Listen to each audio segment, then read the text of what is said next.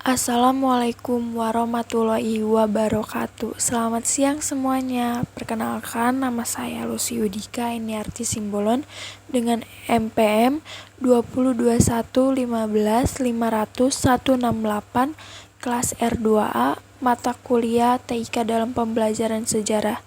Di sini saya akan mempresentasikan sejarah terbentuknya Kerajaan Sriwijaya.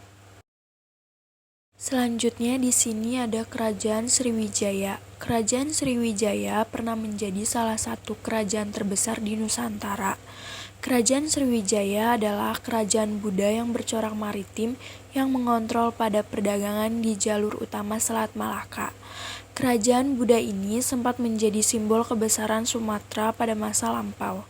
Kebesarannya disebut dapat mengimbangi kerajaan Majapahit di timur. Selanjutnya, di sini ada sejarah berdirinya Kerajaan Sriwijaya. Kerajaan Sriwijaya lahir pada abad ke-7 Masehi, yang didirikan oleh Daputahyang Sri Jayanasa di daerah Palembang, Sumatera Selatan. Di keterangan ini tertulis pada salah satu prasasti yang ditemukan di Kota Kapur, Mendo Barat, Bangka. Dalam prasasti kedudukan bukit tercatat bahwa tahun 682 Masehi menjadi tahun di mana kerajaan ini resmi didirikan. Nama Sriwijaya diambil dari bahasa Sanskerta dari kata Sri yang artinya cahaya dan Wijaya yang artinya kemenangan. Di sini juga ada letak Kerajaan Sriwijaya. Letak Kerajaan Sriwijaya masih banyak diperdebatkan. Menurut pendapat yang cukup populer adalah yang dikemukakan oleh G. Koedes pada tahun 1918 bahwa pusat Sriwijaya ada di Palembang. Palembang juga masih dianggap sebagai pusat Sriwijaya. Menurut para ahli, ada yang menyimpulkan bahwa Sriwijaya berpusat di Kedah, kemudian di Muara Takus, hingga menyebut kota Jambi.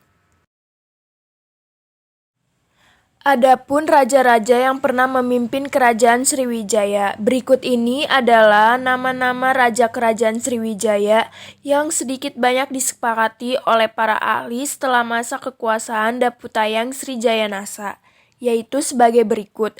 1. Sri Indrawarman pada tahun 702 Masehi. 2. Raja Dharanindra pada tahun 778 Masehi. 3. Raja Samaratungga pada tahun 792 Masehi. 4. Raja Pikatan. 5. Balaputra Dewa pada tahun 856 Masehi. 6. Sri Udayaditya Warman pada tahun 960 Masehi. 7. Sri Marawijaya Tunggawarman pada tahun 1008 Masehi. 8. Sri Sanggramawijaya Tunggawarman pada tahun 1025 Masehi. Di sini juga ada masa kejayaan dan runtuhnya Kerajaan Sriwijaya. Masa kejayaan. Setelah 2 abad didirikan, tepatnya pada abad ke-8 dan ke-9, di bawah kepemimpinan Raja Balaputra Dewa pada tahun 856 Masehi, Kerajaan Sriwijaya mencapai masa keemasan. Balaputra Dewa tersebut merupakan anak dari Samatungga, Raja Mataram kuno yang masih keturunan dinasti Shailendra, yang ayahnya dikenal sebagai pendiri Candi Borobudur yang menjadi candi Buddha terbesar di dunia. Dari segi penyebaran agama, Kerajaan Sriwijaya juga menjadi pusat pada bagian agama Buddha Mahayana di Asia Tenggara. Selanjutnya, runtuhnya kerajaan.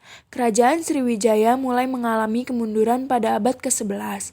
Kemunduran melanda berbagai bidang kehidupan, seperti ekonomi dan politik. Berikut ini beberapa faktor yang menyebabkan runtuhnya Kerajaan Sriwijaya. 1. Berulang kali diserang Kolamandala dari India. 2. Terdesak kerajaan Thailand dan Singasari. 3. Banyak raja-raja taklukan yang melepaskan diri. 4. Mengalami kemunduran ekonomi dan perdagangan karena bandar-bandar pentingnya melepaskan diri. Selanjutnya di sini ada peninggalan-peninggalan Kerajaan Sriwijaya. Ada 5 peninggalan Kerajaan Sriwijaya. 1. Prasasti kedudukan bukit. Prasasti yang ditemukan di tepi Sungai Batang, kedudukan bukit Palembang dengan angka pada tahun 683 Masehi, dengan huruf Pallawa dan bahasa Sanskerta. Isinya mengenai Daputahyang yang menaiki perahu dan cerita tentang kemenangan Sriwijaya.